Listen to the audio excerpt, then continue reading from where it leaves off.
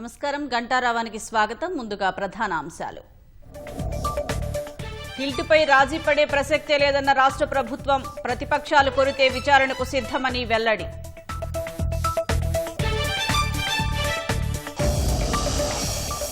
మార్చి నాటికి భూభారతి కొత్త పోర్టల్ తీసుకువస్తామన్న పొంగులేటి. ఒకే చోట రెవెన్యూ, సర్వే, రిజిస్ట్రేషన్ సేవలు అందుతాయని వెల్లడి. కవిత రాజీనామాకు మండలి చైర్మన్ ఆమోదం. ఎమ్మెల్సీ స్థానం ఖాళీ అయినట్లు నోటిఫికేషన్ జారీ.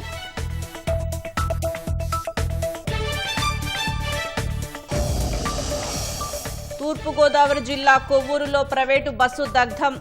ఖమ్మం నుంచి విశాఖ వెళ్తుండగా ఘటన, తప్పిన ప్రాణ నష్టం. రష్యా ఉక్రెయిన్ యుద్ధాన్ని ముగించే దిశగా అడుగుపడిందన్న మేక్రాన్. కాల్పుల విరమణ పర్యవేక్షించే యంత్రాంగంపై అంగీకారానికి వచ్చినట్లు వెల్లడి.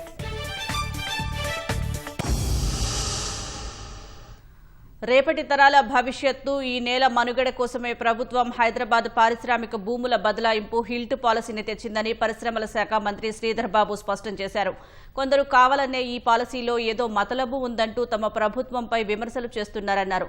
ఈ విధానంతో పారిశ్రామిక ప్రాంతం నివాస ప్రాంతంగా మారుతోందని, భూ వినియోగం మార్పిడి కోణంలోనే చూస్తున్నారన్న మంత్రి ఇది రేపటి తరాల కోసం కాంగ్రెస్ సర్కారు వేస్తున్న ఒక ఆరోగ్యకరమైన పునాదిగా అభివర్ణించారు. హైదరాబాద్లోని పారిశ్రామిక వాడల్లో నిరుపయోగంగా ఉన్న భూముల్ని బహుళ ప్రయోజన ప్రాజెక్టులుగా అభివృద్ధి చేయాలనే లక్ష్యంతో ప్రభుత్వం తెచ్చిన హైదరాబాద్ పారిశ్రామిక భూముల బదలాయింపు విధానంపై శాసనసభలో స్వల్పకాలిక చర్చ జరిగింది. చర్చలో భాగంగా మాట్లాడిన మంత్రి శ్రీధర్ బాబు హిల్ట్ పాలసీ గురించి తెలియకుండా ప్రభుత్వంపై ఆరోపణలు చేస్తున్నారన్నారు. పారిశ్రామికవేత్తల భూముల్ని సైతం ప్రభుత్వ భూములని ప్రచారం చేస్తున్నారన్నారు. తమ ప్రభుత్వం పారదర్శకంగా ఉండేలా పాలసీ తీసుకొచ్చిందన్న మంత్రి స్వచ్ఛందంగా ముందుకొస్తే భూములు కన్వర్ట్ చేస్తామని చెప్పారు. హిల్ట్ పాలసీపై సద్విమర్శలు చేస్తే స్వీకరిస్తామని తేల్చి చెప్పారు. సార్, ఎవరైనా మనం భూమి కొన్నప్పుడు భూమికి సంబంధించే హక్కులు ఎవరు కలుగుతాయి అధ్యక్ష? కొనుక్కున్నవాడు కలుగుతాయి. ఆ హక్కులు కలిగిన భూమికి సంబంధించి ఒక ఫీజుని ఏర్పాటు చేసి వెసులుబాటు కల్పించి వారిని ఇంకా ఎంపవర్ చేయాలనే ప్రధానమైన ఉద్దేశం. వారు ఏం చెప్తున్నారు అధ్యక్ష? ప్రభుత్వ భూములు అడ్డగోలుగా రాసిస్తా ఉన్నారు, సగం రేటుకే రాసిస్తా ఉన్నారు, 30%కే రాసిస్తా ఉన్నారు అని మాట్లాడటం సరికాదని నేను గౌరవ సభ్యులకు తెలియజేస్తా ఉన్నాను అధ్యక్ష. రేపటి తరాల భవిష్యత్ కోసమంటూ తెచ్చిన హిల్ట్ పాలసీ జీవో లోపభూయిష్టంగా ఉందని బీజేపీ, ఎంఐఎం శాసనసభాపక్ష నేతలు ఏలేటి మహేశ్వరరెడ్డి, అక్బరుద్దీన్ అన్నారు. కాలుష్య కాసారంగా మారిన ప్రాంతాల్లో మళ్లీ నివాస భవనాల్ని ఎలా నిర్మిస్తారని ప్రశ్నించారు. రియల్ ఎస్టేట్ కోసమే భూమార్పిడి తప్ప పారిశ్రామికాభివృద్ధి చేయాలనే చిత్తశుద్ధి ప్రభుత్వంలో కనిపించడం లేదని విమర్శించారు. ప్రజారోగ్యం గురించి ఇంత ఆలోచన ఉన్నటువంటి శ్రీధర్ బాబు గారు నివాసానికి నోచుకోలేనటువంటి ప్రాంతంగా మారుతుంది అని చెప్పారు కదా అధ్యక్ష. మరి అలాంటి ప్రాంతం ఉన్నటువంటి ఐడియా బుల్లరం గురించి ఆలోచించకుండా మరి ఇక్కడ అదే ప్రాంతంలో నువ్వు రెసిడెన్షియల్, స్కూల్స్, కాలేజెస్కి ఏ రకంగా నువ్వు పర్మిషన్స్కి నువ్వు ఈ జీవో 27 ప్రకారం ఇచ్చావో దానికి మీరు సమాధానం చెప్పకుండా మీరు దాటవేసే కార్యక్రమం చేసేసి దేశంలో ఉన్న కథలన్నీ మీరు చెప్పి వెళ్ళారు కదా అధ్యక్ష. హిల్ట్ పాలసీ వల్ల కొత్త ఇండస్ట్రీస్ వస్తే రావా గురించి మాట్లాడతలేను అధ్యక్ష.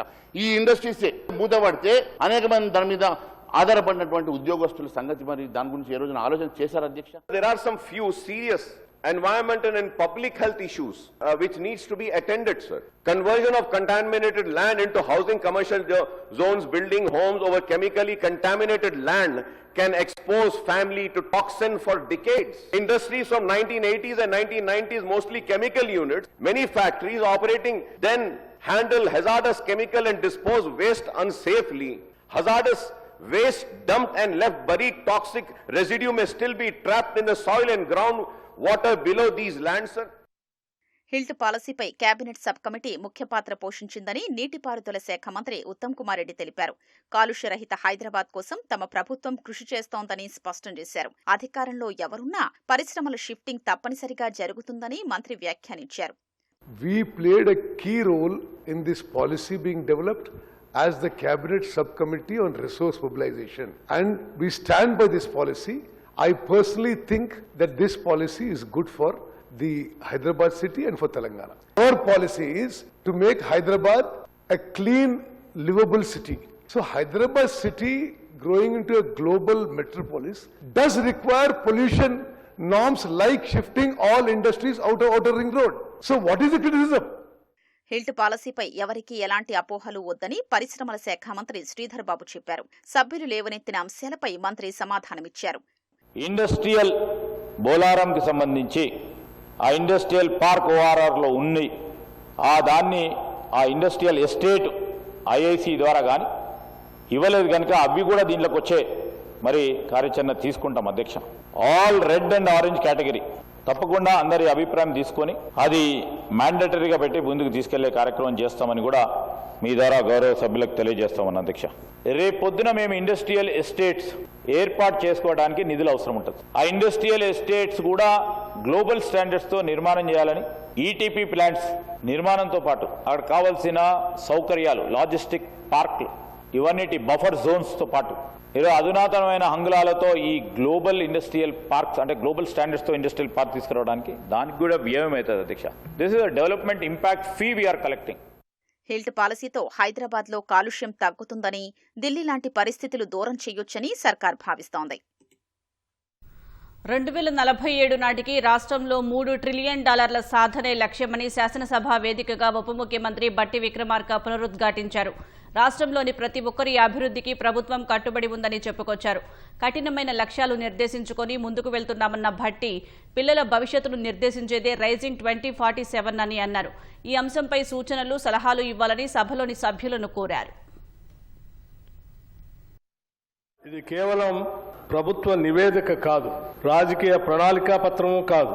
ఇది మన రాష్ట్ర భవిష్యత్తు గురించి, మన పిల్లల భవిష్యత్తుకు సంబంధించి ఒక మార్గసూచి, దిశ నిర్దేశం చేసేటువంటి ఒక పత్రం. తెలంగాణ రైజింగ్ 2047. ఈరోజు మనం $200 బిలియన్ ఆర్థిక వ్యవస్థగా ఉన్నాము. తర్వాత ఏం జరుగుతుంది?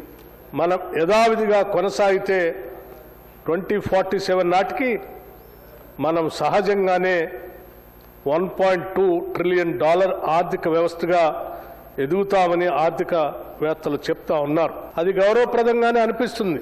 కానీ ఈ రాష్ట్రంలోని ప్రతి రైతుని, ప్రతి పౌరుల్ని శ్రేయస్సులోకి తీసుకొని రావటానికి అది సరిపోదు. ఆ $1.2 ట్రిలియన్ సహజ వృద్ధికి మరియు మనం ఆశించే $3 ట్రిలియన్ గమ్యానికి మధ్య ఉన్న అంతరాన్ని పూడ్చడానికి మనం గతం నుండి ఒక నిర్మాణాత్మక విరామం అవసరం.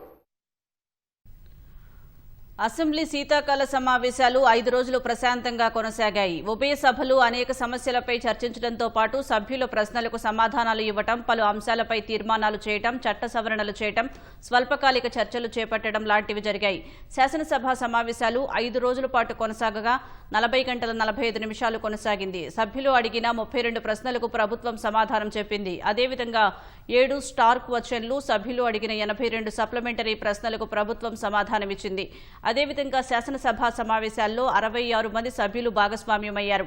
2 తీర్మానాలతో పాటు వివిధ శాఖలకు చెందిన 13 బిల్లుల ఆమోదం, 2 అంశాలపై తీర్మానాలు, 4 అంశాలపై స్వల్పకాలిక చర్చ జరిగినట్లు స్పీకర్ గడ్డం ప్రసాద్ కుమార్ తెలిపారు. శాసన మండలి 5 రోజుల్లో 19.52 గంటలు సమావేశాలు జరిగాయి. 33 స్టార్డ్ ప్రశ్నలకు ప్రభుత్వం సమాధానమిచ్చింది. సభ్యులు అడిగిన 34 ప్రశ్నలకు ప్రభుత్వం సమాధానం చెప్పింది. 13 బిల్లులు ఆమోదం పొందాయి. 1 తీర్మానం, 1 స్వల్పకాలిక చర్చ జరిగినట్లు పేర్కొంది. తెలంగాణ ఆర్థిక అభివృద్ధికి, ఉద్యోగ ఉపాధి కల్పనకు దోహదపడేలా పెట్టుబడులను తీసుకురావటం, వ్యూహాత్మక భాగస్వామ్యాలను చేసుకోవటమే లక్ష్యంగా ఈ నెల 19 నుంచి ముఖ్యమంత్రి రేవంత్ రెడ్డి ఆధ్వర్యంలోని బృందం స్విట్జర్లాండ్లోని దావోస్ వెళ్లనుంది. అక్కడ ఈ నెల 23 వరకు జరగనున్న ప్రపంచ ఆర్థిక వేదిక వార్షిక సదస్సులో వివిధ వాణిజ్య సంస్థలతో జరిగే సమావేశాలు, చర్చల్లో సీఎం పాల్గొంటారు. ఈ సందర్భంగా పలు పెట్టుబడులకు సంబంధించి ఒప్పందాలు కుదుర్చుకుంటారు. ముఖ్యమంత్రి నాయకత్వంలోని బృందంలో పరిశ్రమలు, ఐటీ శాఖల మంత్రి దుద్దిళ్ల శ్రీధర్ బాబు, ప్రభుత్వ ప్రత్యేక ప్రధాన కార్యదర్శులు జయేష్ రంజన్, సంజయ్ కుమార్, పలువురు ఉన్నతాధికారులు ఉంటారు. సదస్సు అనంతరం మంత్రి సహా అధికారుల బృందం హైదరాబాద్కు తిరిగి రానుండగా ముఖ్యమంత్రి రేవంత్ రెడ్డి అమెరికా వెళతారని సమాచారం. మార్చి నాటికి భూభారతి కొత్త పోర్టల్ తీసుకురానున్నట్లు రెవెన్యూ శాఖ మంత్రి పొంగులేటి శ్రీనివాసరెడ్డి వెల్లడించారు. ఒకే గొడుగు కింద రెవెన్యూ, సర్వే, రిజిస్ట్రేషన్ వంటి సేవలు అందుతాయని ఆయన చెప్పారు. హైదరాబాద్ తెలుగు విశ్వవిద్యాలయంలోని ఎన్టీఆర్ కళామందిరంలో revenue employees services association diary ఆవిష్కరణ సభకు మంత్రి హాజరయ్యారు. త్వరలో 3,000 మంది లైసెన్స్ కలిగిన సర్వేయర్లను తీసుకోనున్నట్లు చెప్పారు. వీరికి 4-5 రోజుల్లో నియామక పత్రాలు అందించనున్నట్లు తెలిపారు. ఎక్కడా చిన్న తప్పు లేకుండా అన్ని జాగ్రత్తలు తీసుకుంటున్నామన్నారు. రాబోయే కొద్ది రోజుల్లో ఆ భూభారతి యాప్ని రివైవ్ చేస్తూ కొత్త యాప్ని తీసుకొచ్చే కార్యక్రమానికి ఆల్రెడీ శ్రీకారం చుట్టాం. మార్చి నాటికి ఆ కొత్త యాప్ కూడా రాబోతుందని చెప్పడానికి సంతోషిస్తున్నాను. ఈ యాప్ ద్వారా రెవెన్యూ రికార్డులతో పాటు భూ సర్వేకి సంబంధించిన వ్యవస్థ మ్యాపులతో పాటు వ్యవసాయానికి యోగ్యం కాని భూములు కానీ నివాస యోగ్యమైన భూములను కూడా ఒకే ప్లాట్ఫారం మీదకి సింగిల్ పేజీలోకి తీసుకొస్తున్నామని చెప్పడానికి సంతోషిస్తున్నాను. వేసవిలో తాగునీటి కొరత రాకుండా జాగ్రత్తలు తీసుకోవాలని పంచాయతీరాజ్ శాఖ మంత్రి సీతక్క అధికారులను ఆదేశించారు. ఎప్పటికప్పుడు నీటి నిల్వలు అంచనా వేసి దానికి అనుగుణంగా ప్రణాళికలు రూపొందించాలన్నారు. హైదరాబాద్ ఎర్రమంజిల్ మిషన్ భగీరథ కార్యాలయంలో గ్రామీణ మంచినీటి సరఫరాపై మంత్రి సీతక్క సమీక్షా సమావేశం నిర్వహించారు. కొన్ని చోట్ల మిషన్ భగీరథ సిబ్బంది స్వలాభాల కోసం అవసరం లేకున్నా బోర్లు వేయాలని ప్రోత్సహిస్తున్నారన్నారు. కొత్త బోర్లతో డబ్బులు, శ్రమ రెండూ వృధా అవుతున్నాయని మంత్రి పేర్కొన్నారు. మేడారం మహాజాతర సందర్భంగా తాగునీటి సమస్యలు లేకుండా చేసేందుకు మిషన్ భగీరథ అధికారులను నియమిస్తామని మంత్రి తెలిపారు. ఈ నెల 10న మేడారంలో మిషన్ భగీరథ అధికారులు సిబ్బందితో సమావేశం ఏర్పాటు చేస్తామన్నారు. జాతర సమయంలో నిరంతరం తాగునీరు సరఫరా అయ్యేలా చర్యలు తీసుకుంటున్నామని సీతక్క వివరించారు. మున్సిపల్ ఎన్నికలే అజెండాగా రేపు రాష్ట్ర పీసీసీ విస్తృత స్థాయి సమావేశం నిర్వహించనుంది. ఫిబ్రవరిలో వచ్చే మున్సిపల్ ఎన్నికల్లో అనుసరించాల్సిన ప్రతివ్యూహాలపై గాంధీ భవన్లో చర్చించనున్నారు. పార్టీ గుర్తులపై జరిగే ఎన్నికలైనందున క్షేత్రస్థాయిలో అందరినీ భాగస్వామ్యం చేసేలా ప్రణాళికలను రూపొందించనున్నారు. కాంగ్రెస్ తరపున ఎన్నికల్లో నిలిపేందుకు ఒక్కో మున్సిపాలిటీలో 6 నుంచి 7 గెలుపు గుర్రాల పేర్లను ఇవ్వాలని పీసీసీ చీఫ్ మహేష్ కుమార్ గౌడ్ ఇప్పటికే డీసీసీ అధ్యక్షులను ఆదేశించారు. రాష్ట్రంలో ఇటీవల పంచాయతీ ఎన్నికల ఫలితాలను ఆదర్శంగా తీసుకొని మున్సిపల్ ఎన్నికలకు వెళ్లేందుకు కాంగ్రెస్ రాష్ట్ర నాయకత్వం యోచిస్తుంది. పార్టీ గుర్తులతో జరగనున్న ఈ పురపాలిక ఎన్నికల్లో అత్యధిక స్థానాలు కైవసం చేసుకునే దిశగా కసరత్తు చేస్తోంది. పంచాయతీ ఎన్నికల్లో రెబల్ అభ్యర్థులు పోటీ చేయడం వల్ల 500కు పైగా సర్పంచ్ స్థానాలను కోల్పోయినట్లు పీసీసీ భావిస్తోంది. ఫిబ్రవరిలో జరిగే పురపాలక ఎన్నికల్లో ఇదే పునరావృతం కాకుండా చూడాలని యోచిస్తుంది. ఈ నేపథ్యంలో రేపు గాంధీ భవన్లో పీసీసీ విస్తృత స్థాయి సమావేశం జరపాలని నిర్ణయించింది. సమావేశంలో సీఎం రేవంత్ రెడ్డి, రాష్ట్ర ఇన్ఛార్జ్ మీనాక్షి నటరాజన్, పీసీసీ అధ్యక్షుడు మహేష్ గౌడ్, ఉప ముఖ్యమంత్రి భట్టి విక్రమార్క, మంత్రులు, ప్రభుత్వ విప్లు, ఎమ్మెల్యే, ఎమ్మెల్సీలు, పీసీసీ కార్యవర్గ సభ్యులు పాల్గొననున్నారు. తాజా రాజకీయ అంశాలు, సర్పంచ్ ఎన్నికల ఫలితాలపై విశ్లేషించనున్నారు. కార్పొరేషన్ల చైర్మన్ల నియామకం, కుల సంఘాల అంశాలపైన పీసీసీ సమావేశంలో చర్చించనున్నట్లు పార్టీ వర్గాలు చెబుతున్నాయి. వివిధ కార్పొరేషన్లకు డైరెక్టర్లు, సభ్యుల ఎంపికపైన మంతనాలు జరిపే అవకాశం ఉంది. ఇక రాష్ట్రంలో ఉన్న మున్సిపాలిటీలు, అందులో అధికార కాంగ్రెస్ గెలిచే అవకాశం ఎన్నింటిలో ఉందనే అంశంపై చర్చించనున్నారు. బీఆర్ఎస్, బీజేపీకి అనుకూలమైన మున్సిపాలిటీల గణాంకాలను పరిశీలించనున్నారు. కాంగ్రెస్ కు అనుకూల పరిస్థితులు లేని మున్సిపాలిటీల్లో పార్టీ పరంగా ప్రభావితం చేసేవారిని అక్కడ పనిలోకి దించేలా చర్చించనున్నారు. ప్రచారం, ఇతరత్ర కార్యక్రమాల పర్యవేక్షణ ఉండేలా చర్చించి ముందుకు వెళ్లనున్నారు. పార్టీని మరింత బలోపేతం చేసేలా జిల్లా, నియోజకవర్గ, మండల స్థాయి కార్యవర్గాలను తక్షణమే పూర్తి చేయాలని సీఎం రేవంత్ రెడ్డి పార్టీ శ్రేణులకు సూచించారు. పీసీసీ విస్తృత స్థాయి సమావేశ అజెండాలపై మహేష్ కుమార్ గౌడ్, అందుబాటులో ఉన్న మంత్రులు అసెంబ్లీలోని సీఎం ఛాంబర్లో కలిసి చర్చించారు. రంగారెడ్డి, సంగారెడ్డి జిల్లాలు మినహా రాష్ట్రంలోని అన్ని జిల్లాల డీసీసీ అధ్యక్షుల నియామకం పూర్తి కావడంతో కార్యవర్గం ఏర్పాటు చేసుకోవాలని ఇప్పటికే మహేష్ గౌడ్ ఆదేశించారు. మండల, నియోజకవర్గ స్థాయి కార్యవర్గాలను ఈ నెల 15 లోపు పూర్తి చేయాలని జిల్లా అధ్యక్షులను ఆదేశించారు. శాసనమండలి సభ్యత్వానికి కల్వకుంట్ల కవిత చేసిన రాజీనామా ఆమోదం పొందింది. బీఆర్ఎస్ నుంచి సస్పెండ్ అయిన తర్వాత సెప్టెంబర్ 3వ తేదీన పార్టీ ద్వారా సంక్రమించిన ఎమ్మెల్సీ సభ్యత్వానికి కవిత రాజీనామా చేశారు. అదే రోజు మండలి చైర్మన్ గుత్తా సుఖేందర్ రెడ్డికి రాజీనామా లేఖ పంపారు. తన రాజీనామా ఆమోదించాలని పలు సందర్భాల్లో మీడియా ద్వారా కవిత కోరారు. 4 రోజుల క్రిందట మండలి చైర్మన్ను కలిసిన కవిత రాజీనామా ఆమోదించాలని, అంతకుముందు సభలో మాట్లాడే అవకాశం ఇవ్వాలని కోరారు. సోమవారం మండలిలో మాట్లాడిన కవిత రాజీనామాకు కారణాలు చెబుతూ ఆమోదించాలని సభాముఖంగా కోరారు.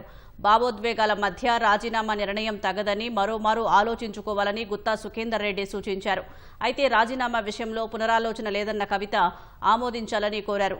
అందుకు అనుగుణంగా శాసనమండలి సభ్యత్వానికి కవిత చేసిన రాజీనామాను చైర్మన్ గుత్తా సుఖేందర్ రెడ్డి ఆమోదించారు.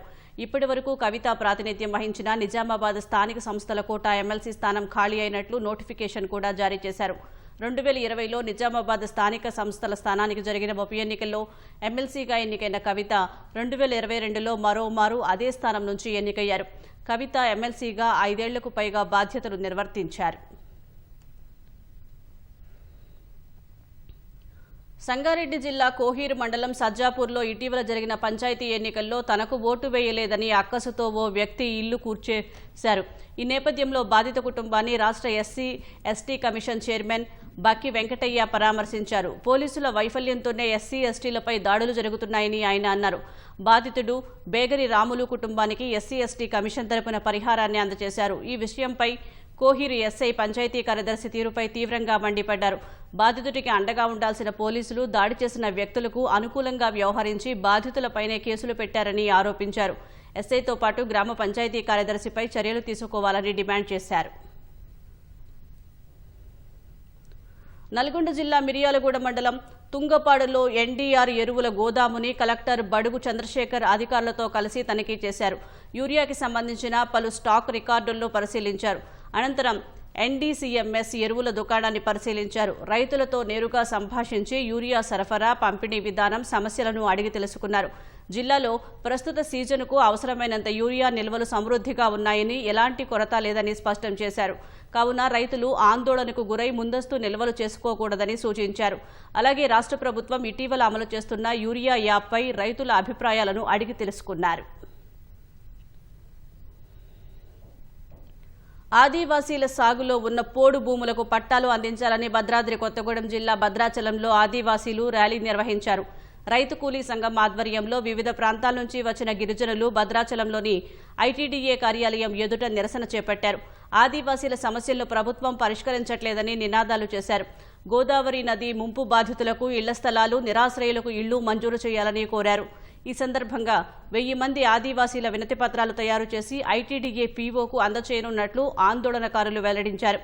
అటవీశాఖ అధికారులు ఆదివాసీల భూములు లాక్కుంటున్నారని, తమపై జరుగుతున్న దాడులు ఆపాలని డిమాండ్ చేశారు.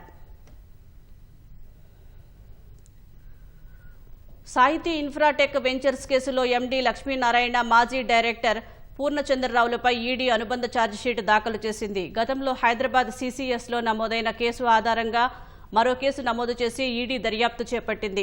గతంలో సోదాలు నిర్వహించిన అధికారులు ఇప్పటి వరకు 169 కోట్ల రూపాయలకు పైగా స్థిరాస్తులను జప్తు చేసింది. గేటెడ్ కమ్యూనిటీ నిర్మిస్తామని ప్రచారం చేసి వందల మంది కొనుగోలుదారుల నుంచి భారీ మొత్తంలో డబ్బు వసూలు చేసినట్లు ఈడీ గుర్తించింది. దర్యాప్తులో భాగంగా విదేశీ ఖాతాలకు కూడా డబ్బులు తరలించినట్లు, లక్ష్మీనారాయణ కుటుంబ సభ్యుల పేర్లపై ఆస్తులు కొనుగోలు చేసినట్లు ఈడీ పేర్కొంది. తాజాగా మొత్తం 19 కేసులకు కలిపి క్లబ్ ఛార్జ్షీట్ దాఖలు చేసినట్లు ఏసీపీ కేఎం కిరణ్ కుమార్ తెలిపారు.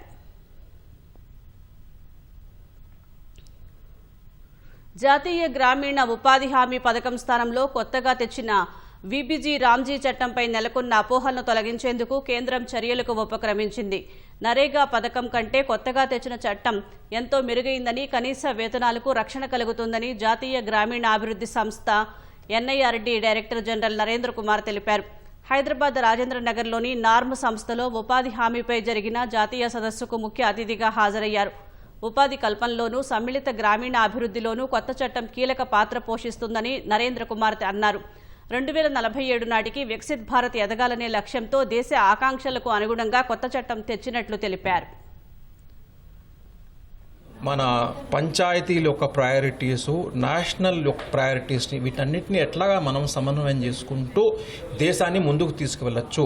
స్కూల్లే కానివ్వండి, అంగన్వాడీ సెంటర్సే కానివ్వండి, హెల్త్ సెంటర్సే కానివ్వండి, వీటన్నిటినీ సాచురేషన్ బేసిస్లో, అంటే వసతులు మనం ఏ విధంగా ఈ స్కీమ్ ద్వారా కల్పించవచ్చు అన్నది దీని యొక్క స్కీమ్ యొక్క ముఖ్య ఉద్దేశం. ఈ కాకుండా 100 రోజులు ప్రతి కుటుంబానికి మనము ఎంప్లాయ్మెంట్ ఇవ్వాలన్న ఉద్దేశం నుంచి 125 రోజులు ప్రతి కుటుంబానికి మనము ఎంప్లాయ్మెంట్ ప్రొవైడ్ చేయడానికి ప్రొవిజన్స్ ఉన్నాయి. మిగతా అన్ని ముందరున్న ప్రొవిజన్స్ అన్నీ కూడా అదే విధంగా ఉన్నాయి. వాటిని ఎన్హాన్స్ చేస్తూ ఈ స్కీమ్ని ముందుకు తీసుకెళ్ళడం జరుగుతుంది. ప్రజలు దీనివల్ల లాభపడతారు. దేశం లాభపడి మనం అందరం కూడా ఒక వికసిత భారతంగా ఆవిర్భవిస్తామని నేను భావిస్తున్నాను, ఆశిస్తున్నాను. హైదరాబాద్ రాజేంద్ర నగర్ కోర్టును హైకోర్టు న్యాయమూర్తులు ఘనంగా ఆవిష్కరించారు. హైకోర్టు న్యాయమూర్తులు justice Bhattacharya, justice Vijaysen Reddy, justice Narasingarao, justice Laxman, Rangareddy జిల్లా జడ్జి కర్ణకుమార్ ప్రారంభోత్సవంలో పాల్గొన్నారు. అనంతరం ఏడీజేగా ఆంజనేయులు బాధ్యతలు స్వీకరించారు. Cyberabad CP Ramesh, Rajendranagar bar association court సభ్యులు, పబ్లిక్ ప్రాసిక్యూటర్లు వెంకటేశ్వర్ రెడ్డి, ప్రవీణ్ నాయక్ తదితరులు హాజరయ్యారు. సంక్రాంతి రద్దీ నేపథ్యంలో ప్రైవేటు బస్సులు అడ్డగోలు ఛార్జీలు వసూలు చేసినా, సరుకు రవాణా చేసినా, స్టేజీ క్యారేజీగా నడిపిన యాజమాన్యాలపై చర్యలు తీసుకుంటామని రవాణా శాఖ హెచ్చరించింది. ప్రైవేటు బస్సులపై ప్రత్యేక తనిఖీలు నిర్వహించాలని అధికారులకు ఆదేశాలు జారీ చేశామని, తనిఖీలలో నిబంధనలకు విరుద్ధంగా తిరిగే వాహనాలను సీజ్ చేస్తామని రవాణా శాఖ హెచ్చరించింది. అటు 2025-26 వార్షిక సంవత్సరానికి గడిచిన 9 నెలల కాలంలో 5,142 కోట్ల రూపాయలు ఆదాయం సమకూరినట్లు రవాణా శాఖ ప్రకటించింది. అందులో జీవితకాలపు పన్నుల ద్వారా 3,611 కోట్ల రూపాయలు, త్రైమాసిక పన్నుల ద్వారా 730 కోట్ల రూపాయలు, గ్రీన్ ట్యాక్స్ ద్వారా 57 కోట్ల రూపాయలు, ఫీజుల ద్వారా 408 కోట్ల రూపాయలు, తనిఖీల ద్వారా 181 కోట్లు, సర్వీస్ ఛార్జీల ద్వారా 153 కోట్లు సమకూరిందని తెలిపింది. 2025-26 వార్షిక సంవత్సరంలో ఏప్రిల్ నుంచి డిసెంబర్ వరకు 6,165 కోట్ల రూపాయల ఆదాయం లక్ష్యం కాగా 5,142 కోట్ల రూపాయలతో 83% సాధించామని రవాణా శాఖ తెలిపింది. తూర్పుగోదావరి జిల్లా కొవ్వూరు వద్ద ప్రైవేటు ట్రావెల్స్ బస్సు అగ్నికి ఆహుతైంది. సెల్ఫ్ మోటార్లో షార్ట్ సర్క్యూట్ కారణంగా RRR ట్రావెల్స్ బస్సు పూర్తిగా కాలిపోయింది. తెల్లవారుజామున 3 గంటల సమయంలో ప్రమాదం జరగగా బస్సులో ఉన్న 10 మంది సురక్షితంగా బయటపడ్డారు. ఖమ్మం నుంచి విశాఖకు వెళ్తుండగా ఈ ఘటన జరిగినట్లు పోలీసులు తెలిపారు. ప్రమాదాన్ని ముందే పసిగట్టిన డ్రైవర్ అప్రమత్తమై బస్సును నిలిపివేశారు. మొత్తం 6 ప్రయాణికులు, 4 సిబ్బంది తమ వస్తువులు తీసుకుని దూరంగా వెళ్లారు. బస్సు పూర్తిగా కాలిపోయింది. అగ్నిమాపక సిబ్బంది ఘటనాస్థలికి చేరుకుని మంటలు ఆర్పేశారు. ప్రయాణికులను మరో బస్సులో కొవ్వూరు నుంచి తరలించారు. బస్సు ప్రమాదంతో ఫ్లైఓవర్పై భారీగా ట్రాఫిక్ నిలిచిపోయింది.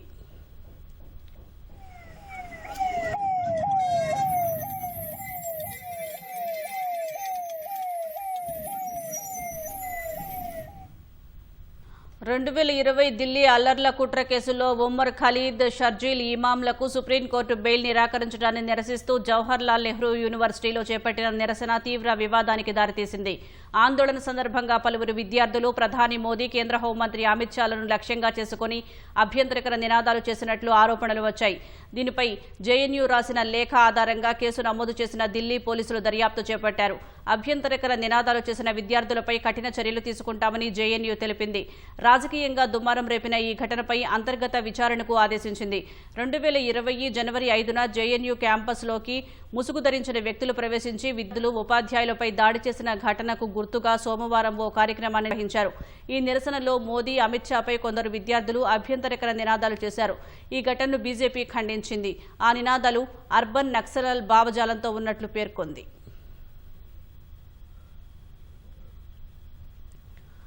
ఉత్తర భారతాన్ని చలి వణికిస్తోంది. పర్వత ప్రాంత రాష్ట్రాల్లో మంచు కురుస్తుండగా దేశ రాజధాని ఢిల్లీ సహా పలు రాష్ట్రాల్లో ఉష్ణోగ్రతలు పడిపోతున్నాయి.